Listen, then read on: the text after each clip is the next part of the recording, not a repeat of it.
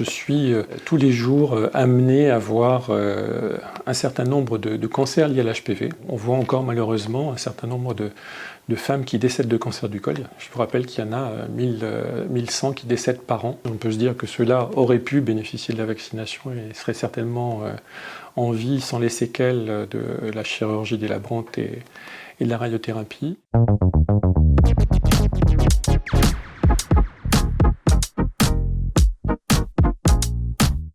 L'infection est surtout grave à partir du moment où elle va affecter les gens précocement et transformer potentiellement les cellules, donner des lésions précancéreuses et des cancers. Il y en a environ 200 types, parmi lesquels 12 sont potentiellement cancérogènes. Le risque de cancer est majeur pour le cancer du col, qui est la première localisation, mais cela affecte aussi le canal anal, les voies ORL, et puis également la verge et la vulve. Et puis à côté de ça, on a un certain nombre de virus qui sont capables de donner des lésions bénignes extrêmement fréquentes, puisqu'il y en a à peu près 100 000 nouveaux cas par an en France, ces lésions étant des condylomes acuminés. On va rompre idéalement la chaîne de transmission du virus. Ce qu'il faut savoir, c'est que les préservatifs sont un moyen très imparfait de protection. Donc la vaccination doit être réalisée le plus tôt possible. C'est un virus qui va s'intégrer au génome de la cellule et il est important d'avoir une prophylaxie de l'infection avant les premiers rapports sexuels. Les recommandations actuelles, ce sont des vaccinations entre 11 et 15 ans, garçons et filles bien entendu. Une autre catégorie sont les enfants donc après 15 ans, entre 15 et 19 ans, à condition de faire 3 injections à 2 mois et à 4 mois. La troisième catégorie, ce sont les hommes ayant des relations sexuelles avec des hommes et pour lesquels la recommandation est une vaccination jusqu'à l'âge de 26 ans. C'est une campagne qui s'intéresse aux élèves de classe de 5e. Ça concerne 7000 collèges qui ont conventionné, publics et privés.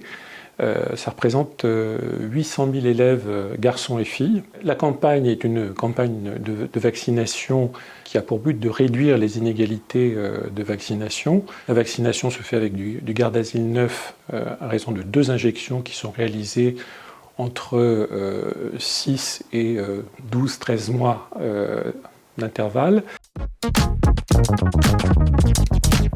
L'objectif, c'est de vacciner 80% de la population avant 2030. Le médecin généraliste est essentiel.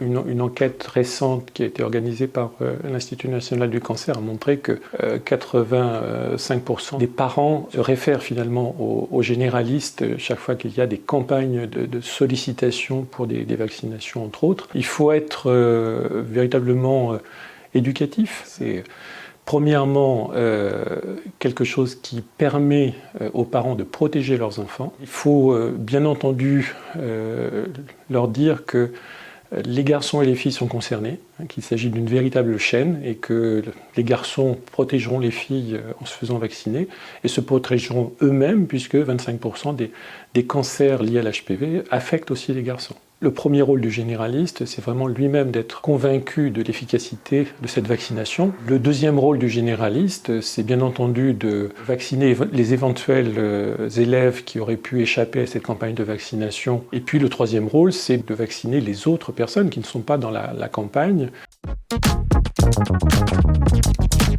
Le vaccin est sûr. Il n'y a pas plus d'effets secondaires avec le Gardasil qu'il n'y en a avec n'importe quel autre vaccin. Il a fait preuve de son efficacité et de son innocuité. 302 millions de doses et 100 millions de personnes ont été vaccinées avec un recul maximal de 10 ans.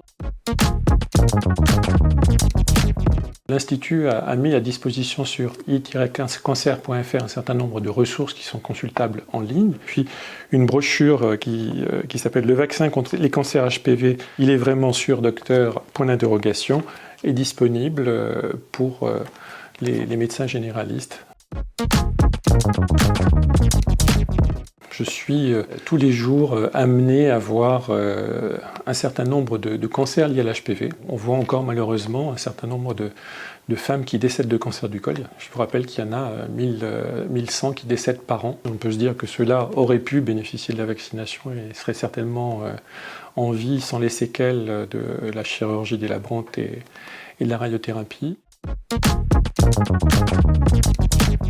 Quel est mon cri de guerre ? À mort le cancer du col et les autres cancers liés au HPV.